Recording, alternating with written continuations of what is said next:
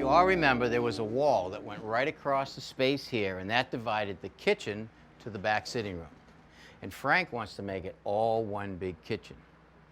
Now the problem is if we look at the floor joists that were in the kitchen, those are 2x10s. The ceiling joists that were in the back room are 2x8s. Okay. So what that means is the bottom of the floor joist don't line up with the bottom of the floor joist over here. And if we want to make the ceiling flat, it would actually step like that. We want to make it one plane.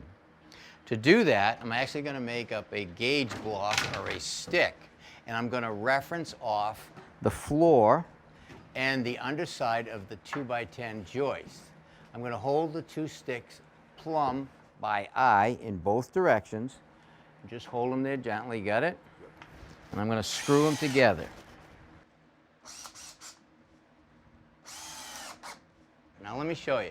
As you notice, I had it up against the joist.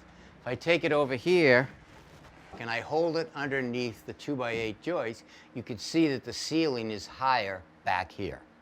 So now we're going to use this to level our ceiling. All right, guys, why don't you bring those ladders in, set them right over here a little closer. All right, so now what we're going to do is we're going to attach this 1x3 to the side of the joist. So why don't you hold it up there, get up on there, put it up against the double plate over there, and to gauge the height, we're going to use our stick. So, got that?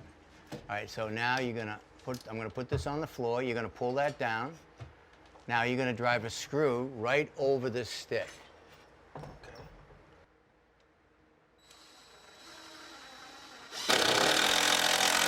All right, that's right. Now the bottom of that strapping is the exact height off of the floor as the other part of the kitchen. Okay. All right, now let's put another one in right here.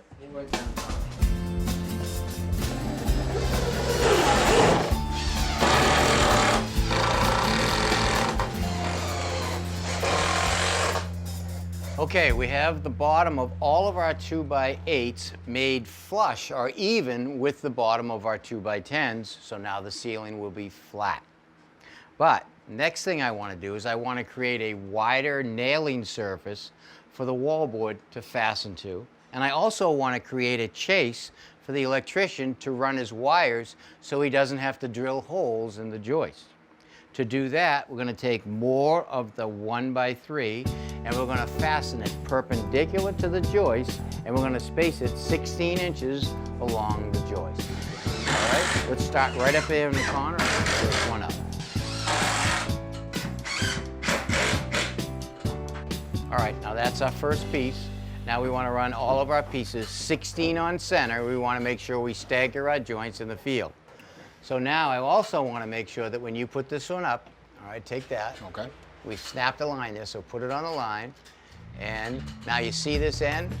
We want to make sure that that end is halfway on a joist, just like it is. All right, so fasten that one in. Make sure the line is on this side. So move it over. There you go.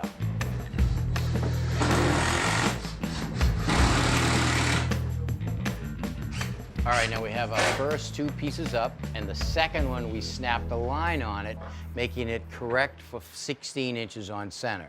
Okay. To make sure that all of the other ones are 16 inches on center in the field, we've made up a little gauge block. I want you to take it, put it under the joist, hold it up there with your hand against that strapping, take your next piece of strapping, push it against it, move the gauge block out of the way, and screw it to the joist. Okay. You got it? No need for another chalk line. No need for another chalk line. All right. All right, I think you guys understand it all. I think we've got it. Yeah. All right, I got a couple of things I want to look at. Good luck. All right, thanks, Tom. Thanks for watching. This Old House has got a video for just about every home improvement project, so be sure to check out the others. And if you like what you see, click on the subscribe button to make sure that you get our newest videos right in your feed.